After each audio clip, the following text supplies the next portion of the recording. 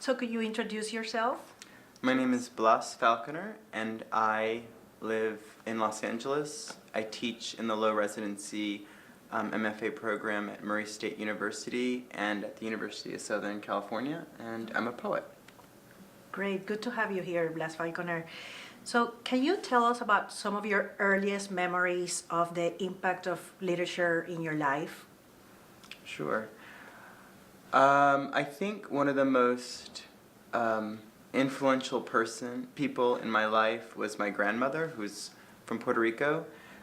She didn't have much of an education, formal education. She, I think, was finished the 6th grade.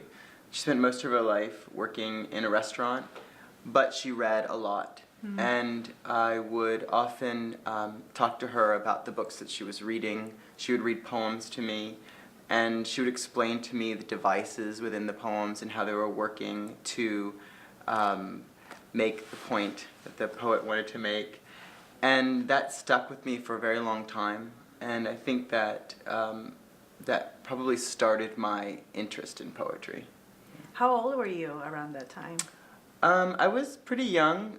I have this memory of, because she would be very tired at the end of the day, so she would get into bed, and so she would be sitting there reading, and I would kind of walk past her room looking in, and then walk by again, and finally she would call me in, and I would get into bed with her. So I was probably like 8 or 9 when I first started doing that. Oh, that's quite early. Yes. Yeah. Yeah. Wow. So when did you become interested in writing yourself? How did that come about? I wrote a lot when I was 12, 13. Mm-hmm. I would write poems and I would write short stories. Okay. And then that kind of fell away. I stopped doing it for a few years.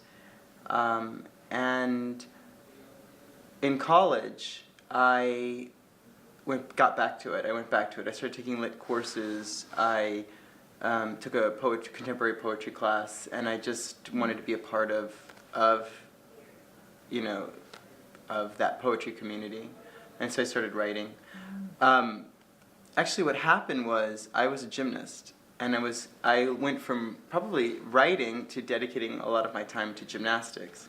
And I did that for a long time, and I went to Penn State, and within a few months of getting there, I broke my ankle. And I was in bed for a long time. I couldn't really do much, and so I started reading again, reading a lot more, and that's what probably piqued my interest again in writing. Wow, so that was during college then? Yes. Wow, that's incredible. So what, during that time that you were doing a lot of reading, can you tell us about some of the poets or works that became influential that you know for your own work? Sure. The first poet who I really gravitated toward was Lucille Clifton, an African American poet. I loved her voice. I loved her humor, and I loved how she would take kind of biblical figures and kind of reinvent them, speak in their voices, and so she just seemed so innovative and fresh and fun. So when I realized that contemporary poetry could be like that, then I started to read more, take more of an interest. Okay. So I want to hear in general about the role of poetry in your life. There's a few things you can touch on, but I'm interested in hearing, who do you write poetry for? Do you write it for yourself? Do you write it thinking of your audience? And just if you can just elaborate. I really write it for myself. Okay. And I don't really think about what's going to happen later until I'm usually in the final stages of revision. For example, right now I have about 20 poems for what I think will be my third book. And I I'm not really thinking about too much revision right now. I'm just really trying to generate the material, figure out what the themes are, what kind of techniques seem to be, coming up again and again. And I'm not really interested at this point in sending them out to publications, to journals. I'm really in this creative process. Okay. And it's thrilling. It's exciting. It feels soulful. It feels, it's, meditative. Most of my life, I have 2 young children, so most of my life is figuring out how they're doing, making sure that they get to school on time, or that they're, taken care of. And so when I get to write, I really get to kind of pause and really contemplate things for extended periods of time, shut the world out, and just be very present. And so for me, it's almost a spiritual experience. So, how do you handle the daily responsibilities of being a father, but also being a poet who's obviously very committed, to your craft? Do you have a schedule, for writing? How have you incorporated, these 2 sides? That's a great question. I'm still figuring that out. But I think I'm getting a lot better at it. Okay. When I wrote my second book, The Foundling Wheel, I wrote it in bits and pieces. It took me a long time, and I was filled with a great deal of anxiety because I felt that my role as a parent was taking this thing from me that had become so important. And I think I was resentful about that like I didn't have more time to write, and though of course I was thrilled and to be a parent, and Right. I wanted, a lot of joy Right. from being a parent. Recently, within the last year or so, I have just let go of this idea that I would write all the time, that I would write every day. And now what I do is I give myself, a week, every few months, or a few days every few months, to get away and just focus on my writing. And that seems to be a really great solution, so that when I'm with my children, I'm with my children. I'm at their swim class. I am at, I am on the floor with them building blocks, or drawing, or going over homework. And I love doing those things. Knowing that I'll have this time to myself later allows me to do that. Okay. And then when I get away and I have these kind of residencies, or I can get away for a few days and I have these kinds of blocks of time, then I do nothing but write. I write for 10 hours a day probably, and that's I get my fill, and then and then I go back to my life with my family. Excellent. So I was going to ask, do you actually, when you said you get away, you physically get away? You go places? I have to physically What get away. kind of places do you go to? Okay, yes, I have to physically get away. Otherwise, I start thinking about, how much lunch did he eat? Did he eat his vegetable? Or I start to think about, bills or whatever, things one thinks about when one tries to keep a house together. So I've done a couple of things like Squaw Valley Writers Conference, the Napa Valley Writers Conference. I like those conferences where you go and you have, there's just a group of people who are in a similar situation, and you have to write a poem a day. Oh, okay. And those are great. I just go into usually my hotel room or my room, and I write, all day. I, don't really socialize very much. But I've also done things like gone to Puerto Rico I went to Puerto Rico for quite some time. I did a residency in Virginia. I did a residency in Wyoming, where they provide a space for you to to write. Just to dedicate yourself exclusively to that. Yes. Okay, Yes. so that's good. And now that you mentioned Puerto Rico, that's another question that I'm very interested in. Can you speak about your relationship with Puerto Rico, with the island, the role it has played in your life? And we can just take it from there. Sure. Yeah. It's really complicated. Yeah. It's a very complicated relationship. My mother was born and raised in Puerto Rico, and she moved to Washington, D.C. When she was in her 20s. She met my father there, who's not Puerto Rican. They were married, raised 3 children. I would go back to Puerto Rico every summer and many Christmases and spend time with my cousins, my aunt, my uncle, my grandmother, and had a marvelous childhood there. Developed a lot of great bonds.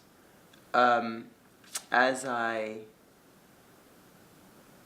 grew older and started to acknowledge my own sexual identity as a gay man, it complicated my relationship with them. It was a very homophobic environment. Yeah. And they knew I was gay, but they didn't want me to talk about it. They really pushed me to be in the closet, and without explicitly saying it. Yeah. And so I just became resentful, and it really it made that place seem less. Obviously it was less Edenic, right? Right.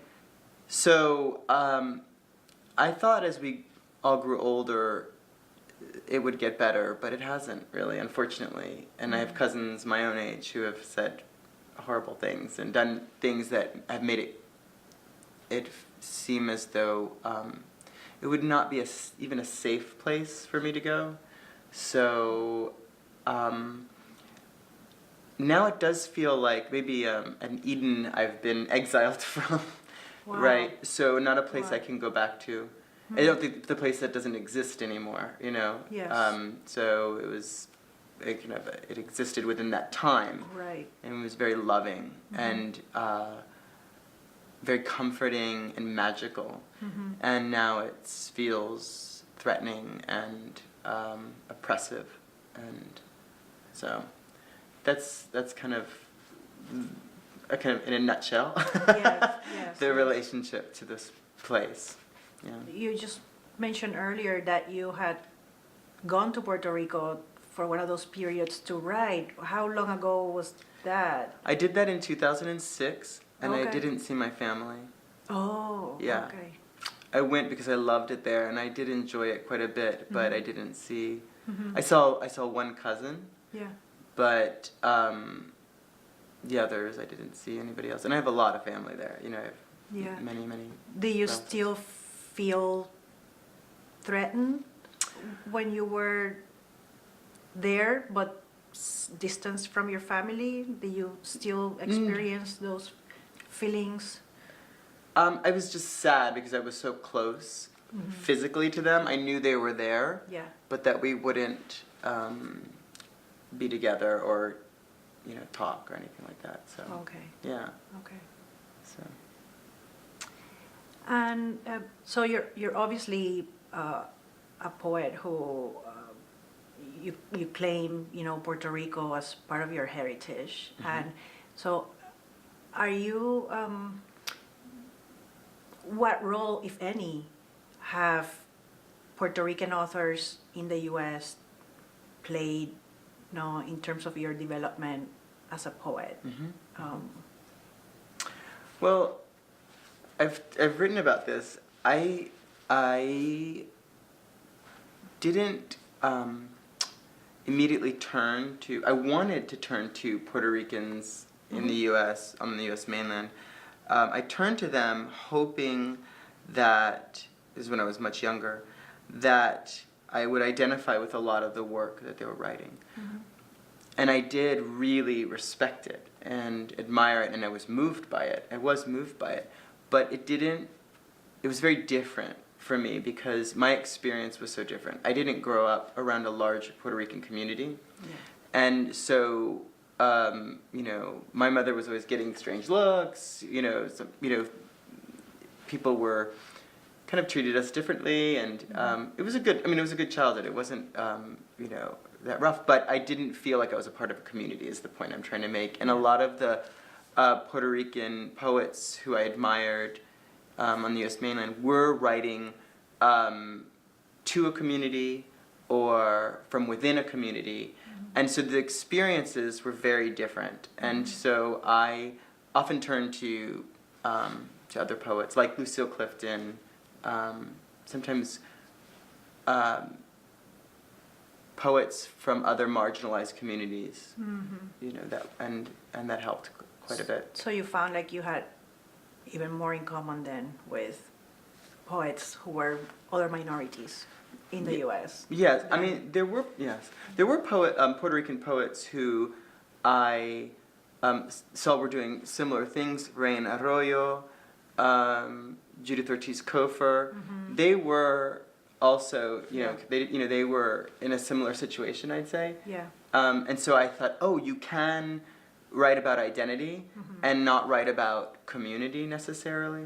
And so, and I saw that they have wildly different aesthetics from each other and from what I think of as the kind of the Nuyorican poetry.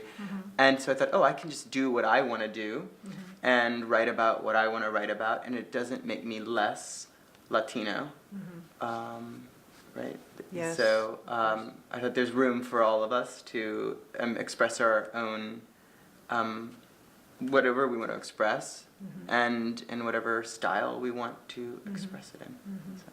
No, I think that's really important because Puerto Rican literature in the U.S. has obviously been conceived as a product of life in the barrios, mostly associated to New York, etc. But obviously, Puerto Ricans are dispersed throughout the U.S., and not everyone can relate to that type of experience that we associate with Puerto Rican literature in the U.S., unfortunately. Right. So, and this touches on your essay, and the concept of the other Rican, which I'm extremely interested in, and I don't know if you can develop it a little more. I mean, can you say something else, about this idea, of the other Rican? Well, I talked about this with Reina Arroyo a bit, and so that's kind of where the idea came from. Okay. And when I started to think about Latino literature, and I started to kind of wrestle with my own place within Latino literature, I started thinking about some of my closest friends who are poets. One of them is Helena Mesa. She's a Cuban-American poet who grew up in Pittsburgh. Oh. One of them is Lisa Chavez, who is a Chicana poet who grew up in Alaska. I started to think, wait, my experience isn't so unique, actually. Yeah. And there are a number of us who are out there writing and have these very different experiences and different aesthetics. And I started to think about the ways that, other ways in which Latino poets are challenging this notion of a, kind of prototypical Latino poet and Latino experience. Yes. And I thought, there's so much diversity within Latino literature right now. So I want to celebrate that and get a better understanding of that. And so Lorraine Lopez, great fiction writer, and I started to work on this anthology of essays called The Other Latino, Writing Against a Singular Identity. And we looked at everything from, from kind of theme to identity to aesthetics, and we just had these authors write these great essays about the ways in which they are maybe bucking ideas about stereotypes about Latinos and Latino literature, and how important it is to do that. So yeah, I was going to ask you about how that whole project came about, but it was, out of your own experience, feeling like you were not necessarily being represented, perhaps, by these other voices. Yes, and I thought that there wasn't support there, but I was wrong. I started thinking about it. I thought about my friends, and then I thought we should do a panel at AWP. So I put together a panel with Juan Morales, another great poet, and we presented, and the acquisitions editor from the University of Arizona Press was in the audience. And she approached me afterwards and she said, I think this would be a great anthology. That's how it came about. Okay. And I said, I would love to do it. And so I submitted a proposal, and one of the reviewers recommended that we open it up to fiction as well. And so then I contacted Lorraine Lopez and asked her if she'd be interested. She said she would. She was amazing to work with. She contacted 10 fiction writers. I contacted 10 poets, and it kind of happened very organically from there. Wow, that's great. And how has the reception of the book been? It's been very positive. I think that there are a number of people, as I was saying, who, like me, wanted to see this diversity within the community. And like I was saying, there was a lot of support within the Latino community as well for this kind of project, and for these different voices.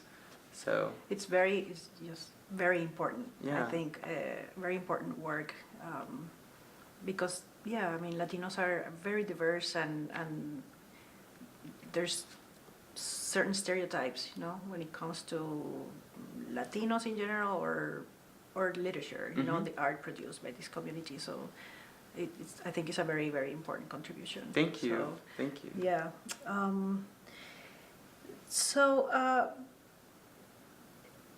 Could you tell us a little bit about how you see your poetry has progressed or developed, matured, however you want to put it, over the years? Thinking of your first poems and where you are, what you're working on now, for instance. Can you talk about that development? Sure. Well, I think, I'm not the first person to say this, but whenever I start to write a poem, I have no idea what it's going to be. Yeah. I don't have any idea what it's going to look like. Yeah. And so a lot of it's very mysterious to me. When I was writing the poems for my first book, I was heavily influenced by my professors, and they were amazing. They taught me so much, and I'm really grateful. I was writing a lot of narrative poems, poems in traditional forms. I love traditional form. I love narrative. It was a real pleasure to write those poems. I wrote a lot about the themes were about exile, about Puerto Rico, and I finished that book, and it was also about sexual identity. I finished that book, and I felt done. I felt like I had said what I had to say on that matter, in that way, I guess. And then I just kept writing until the poems started to sound different. And it was at that time that my partner and I decided that we wanted to be parents. And so I was writing about these very confusing feelings that I was having. I was in my mid-30s. I'd never even considered being a parent.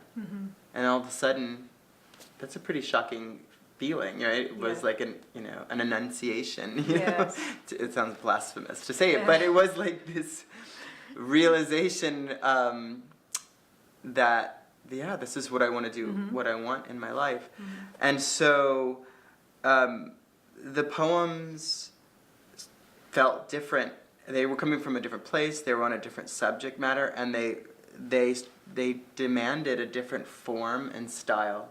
So there was a lot more juxtaposition of images, more leaps, less narrative, a buried narrative underpinning. Because the book, which was the adoption of my first son, and the kind of how my partner and I wrestled with this new identity as parents, how that challenged us in ways we couldn't have imagined. Also, my partner's father passed away soon after my son was born. That kind of made things very challenging as well. And so there was a lot of confusion, we felt very disoriented, and so the poems needed to reflect that and that kind of anxiety, and so they required a different form. And what I felt was like the book, The Foundling Wheel, the narrative is this. The whole book is the narrative. You know, this couple wants to have a child, and they struggle to have a child, and they struggle when they have the child, and that's the narrative. So within the individual poems, I felt freer to make them a little bit more challenging to grasp on a narrative level, and they were more kind of lyric outbursts. Yeah. And so I worked in more experimental forms for me, and longer lines, and prose poems, and and other kinds of. I was doing other, using other devices that were a little bit more jarring, I think, than the first book, which is more like I felt like I led the reader more gently through the poems. And now that book is done. I don't want to write about that anymore. And these new poems are coming out, and they're completely different. I don't know where they're coming from, but I feel I'm excited to be moving into new territory. And the poems are more about, we recently moved to Southern California, and they're more about being in a new place and being kind of in this strange land. And, it's funny because that I should bring this up, because considering what we just talked about Puerto Rico, feeling exiled from Puerto Rico, but I feel at home there. And in LA, it's bizarre. Wait, you feel at home in LA? Yeah, in Los Angeles. I've been living in Tennessee for 10 years, and we just moved to Los Angeles, and within a week I felt like this feels like home. That's amazing. I don't really know how to explain it. It might be it's such a different culture, but the large Latino culture. Yes. It could be even the landscape reminds me of southern Puerto Rico. It's dry, desert-like mountains, which is where I am, what I see every day. The palm trees, the music, the language. It's just enough, but it's different enough too. And so I feel welcome there, and I feel like it's home, but it's very new too. So it's a very strange experience. So I think the poems are kind of emerging from this kind of return. So that's amazing. Yeah, it's cool. So is fatherhood still a topic that you are addressing? Oh yeah, because they change every day. The kids, just when you think you've got it, By the way, how old are they? So my older son just turned 5. Oh, okay. His nickname is Rain, after Rain Arroyo. And then the younger one is going to be 2 next month. Okay. So they're very young. Yes. And they just keep changing it up, making it challenging, and in the most wonderful way. So now I feel a lot less anxiety about it. Okay. I think it's a normal for new parents. Of course. And now I'm just kind of just enjoying every moment I can. You're at a different place. Yeah, I figured out how where writing fits in. Yes. I figured out, my partner Joseph and I have figured out how we're, the mechanics of it, and so, and we're in a place that feels right, and so I still write about them, but now it's like my son who's talking, and we have these bizarre conversations, and those things start to come into the poems, and so yeah, I still write about it. Yeah, but I think I'm also trying to move beyond our own experience and think about larger issues, not just our own family. Yes. I mean, I think I do here too, but Yeah. I do it more explicitly now. Okay. I think. Yeah. All right. I'm thinking also about the mother figure in your poetry. Your mother has been a presence throughout, Yes. whether it's the mother, your mother, or a mother figure Sure. in general. Can you talk about her influence in your poetry? Sure. On a very simple level, my mother and my grandmother have probably had the most impact on me as a writer. And one thing I've said this before, I remember vividly is being at home and listening to my parents talk. Mm-hmm. My mother spoke Spanish and English, and my father only spoke English. Mm-hmm. And oftentimes, my mother would say something in Spanish and my father didn't understand. Maybe she wasn't speaking to him, he didn't need to understand.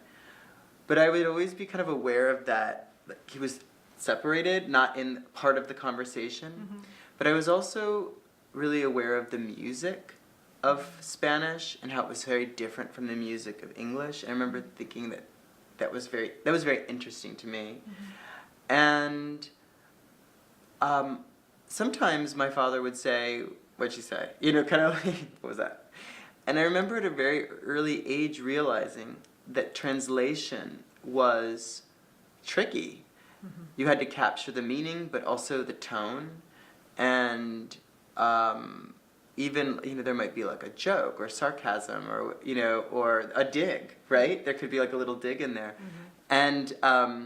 And then there was this question like, okay, well, how do you translate that? And so it was this play with language that I found really fascinating. I thought about that a lot. And then there's a question like, do you really want to translate that? Yes. Yeah. Like, maybe I'll leave that tone out, or maybe I'll, you know what I mean? And so I started to see the richness, I think, in language. So in that way, my mother had a very big influence as well.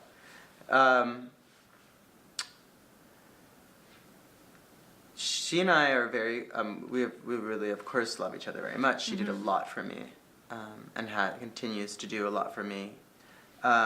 But also she's grew up in that environment that I described earlier, very homophobic environment. And so we've wrestled with a lot of issues, and that has come out in the poetry. I think that it's funny because in the first book, there's this kind of search for her in Puerto Rico. Is like where, and in the second book she comes up somewhat, but not as much. And now I find her coming back again in the poems. Interesting. And there's a real engagement with everything. I think everything's coming together. An idea, like engaging with the, these issues of identity and also motherhood or parenthood, and kind of an attempt to move past some of these obstacles, I guess, that we've had. So I feel like it's a new way of approaching the subject matter, and I hope that when you read those poems that you feel that way too, because it does feel like there's this kind of coming to terms with these issues finally. Well, I mean, I think parenthood can do that. Absolutely. Right? Yes. It puts everything into perspective, and you start realizing what they have gone through. Yes. Right? Absolutely. It creates different dynamics there. You can have compassion. Yeah, exactly. Yes. More compassion and understanding. Yeah. Right? And then you hope your children have the same compassion. Right. Yes. And understand. You hope. Yeah. Yeah. So you mentioned translating. So do you grow up bilingual, and then kind of tied to that question, have you ever written anything in Spanish? I've never written anything in Spanish. Okay. That's an easy one to answer. Okay. I grew up my mother often spoke to me in Spanish. Mm-hmm. I had no problem even I don't translate it. I just hear it and I know it and Yeah. but I would always respond in English. Okay. I was self-conscious about it. And it's funny, my sister, who's the oldest, she speaks great Spanish. Mm-hmm. The middle child, my brother, speaks nothing, not a word. It's very strange. And then I understood it. Mm-hmm. I mean, I would also run around with my cousins, Yeah. and they spoke English, but they would all speak in Spanish. So it was this kind of, I got into this bad habit of responding in English. Mm-hmm. And as an adult, I've made friends with people who speak Spanish and several who only speak Spanish. Okay. And it's wonderful. The words are just kind of coming out. I'm not thinking about grammar, and I realize a lot of it's there. Yeah. And so it's a complicated answer, but Right. I didn't feel confident speaking when I was younger. I feel more confident speaking now. Mm-hmm. So, and it's not like I'm learning Spanish. I'm just like, I'll be talking to somebody, and the word, as I'm saying something, I know I'm gonna have to say this word. Yeah. Like I'll like have the image of like, let's say, a mermaid in my head, and I'll have it in my head, and I know it's coming, and I'm not sure I know the word, and then all of a sudden it's there. Wow. And I'm like, I have no idea where it came Where from. Yes. I was worried as I was approaching the word, and then it was there. And then I'll be like, oh, I remember my grandmother telling me that story about La Sirena, and Yeah. how, and I'd be like, oh yeah. And then, I mean, I didn't think about that when I was telling the story, but so it's kind of a exciting time for that as well in terms of language. Yes, yes. So I assume you didn't take it up in college I didn't. like formally. Yeah. No, I studied Italian, which I Okay. loved too. It was Yeah. a great language, but I wanted to go to Italy. Okay. So I studied abroad in Italy, so I studied Italian. So, yeah. That's good. Yeah. Let me see. We don't have a lot of time left right now, but I'm wondering, can you tell us something about your experience as a teacher? What role Yeah. has teaching had? It's been an important role. And a complicated role. I keep saying complicated, but anyway, it has been. I have been in the position where I have taken on too much teaching, and then it's bad. It's bad for everything. It's bad for me as a parent. It's bad for me as a teacher. It's bad for me as a writer. And one of the reasons why we moved out to LA was because I was trying to, juggle too much, writing, teaching, and parenthood. I've reduced my numbers. Now I teach, like I said, I teach one class at USC, and I teach in the low residency MFA program.